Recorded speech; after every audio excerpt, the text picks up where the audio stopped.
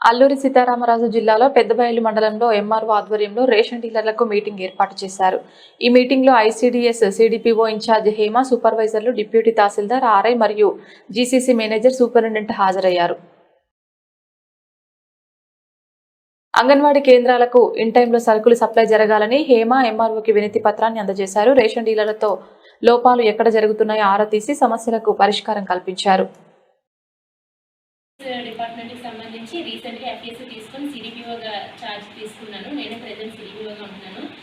నా యొక్క సెక్టర్స్ నేను ఫస్ట్ సూపర్వైజర్ గా చేసేటప్పుడు కిముడుపల్లిని పెద్దపల్లి సెక్టర్స్ చేసేదని. ఆ సెక్టర్స్ వరకు నేను వాళ్ళతో మాట్లాడి క్లారిఫై చేసుకున్నాను. వాళ్ళ వరకు నేను ఏదైతే చెప్పానో వాళ్ళు నాకు ఇన్ఫర్మేషన్ ఇచ్చేవారు, లేకపోతే పలానా స్టాక్ రాలేదని చెప్పేవారు. ప్రతిదీ కూడా నాకు ఇన్ఫర్మేషన్ పాస్ చేసేవారు. ఏదైనా ఇవ్వకపోతే వెంటనే తీసుకొచ్చి ఇవ్వడం కానీ చేసేవారు. ఇప్పుడు నేను మొత్తం మండలం వైజ్ మొత్తం అంతా చూడాలి కాబట్టి ఇక్కడ ఏంటంటే ప్రాబ్లము, తంపు వేస్తున్నారు కానీ స్టాక్స్ ఇవ్వటం లేదు. అలాగే కంప్లీట్గా ఇవ్వటం లేదని కూడా నేను చెప్పను. కొంచెం ఇస్తున్నారు, కొంచెం ఇవ్వటం లేదు. అయితే రైస్ ఇస్తున్నారు, లేకపోతే పప్పు ఇవ్వటం లేదు, ఒక్కొక్కసారి ఆయిల్ ఇవ్వటం లేదు. ఇంతకుముందు ఎలా జరిగేది అన్నది నాకు ఐడియా లేదు. కానీ ప్రెసెంట్ ఐసీడీఎస్ డిపార్ట్మెంట్లో ఒక వ్యక్తి గర్భిణీ కానీ, బాలింత కానీ, లేదంటే చిన్నపిల్లలకు సంబంధించి కానీ వాళ్ళని ఆన్లైన్ రిజిస్ట్రేషన్ చేస్తేనే వాళ్ళకి స్టాక్ వస్తుంది.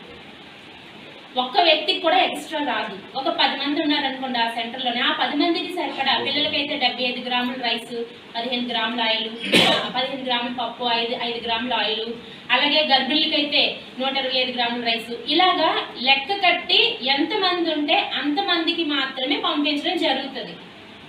ఒక్క వ్యక్తికి తక్కువైనా సరే సెంటర్లో ఆ వ్యక్తికి ఇవ్వటం అవ్వదు, వండి పెట్టడం అవ్వదు. అది మీరు గమనించాలి. ఎందుకంటే ఇంతకు ముందు ఎప్పుడో ఎలాగో ఆఫ్లైన్లో జరిగినప్పుడు అది వేరే. ఆన్లైన్ వచ్చిన తర్వాత ప్రతిదీ ఆన్లైన్ చేస్తేనే వాళ్ళకి స్టార్ట్ కావడం జరుగుతుంది. మీరు ఒక 5గురికి తగ్గించేశారంటే అక్కడ 5గురు పిల్లలు ఆకలితో ఉండిపోతున్నారని అర్థం.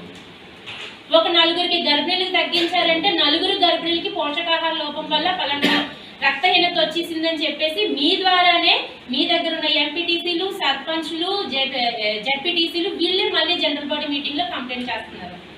మేము ఎవరికి సమాధానం చెప్పాలి? మీకు చెప్పాలా, వాళ్ళకి చెప్పాలా? జనరల్ బాడీ మీటింగ్ ఉంది.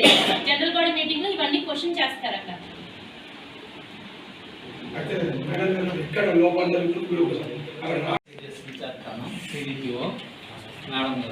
కొన్ని ప్రాబ్లమ్స్ చెప్పారు. ఏంటంటే ఇక్కడైతే స్టాక్ ఇస్తున్నట్టు చేస్తున్నట్టు ఉంది, మీకు కూడా స్టాక్ వచ్చినట్టు మనకి ఈ పాస్ మెషిన్ ద్వారా తెలిసిపోతుంది.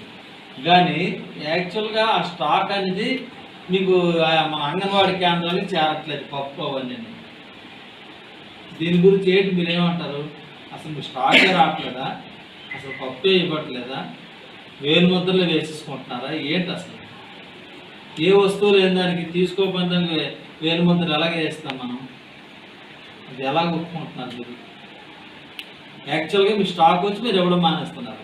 ఇప్పుడు అది మనం చెప్పండి.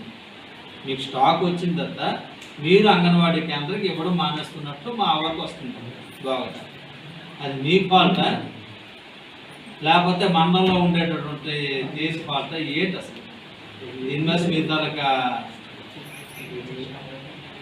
ప్రాబ్లం ఏంటి చెప్పండి. మీకు స్టాక్ అంది మీరు ఇవ్వట్లేదా? అందకపోవడం వల్ల ఇవ్వట్లేదా? మేడం గారు మీరు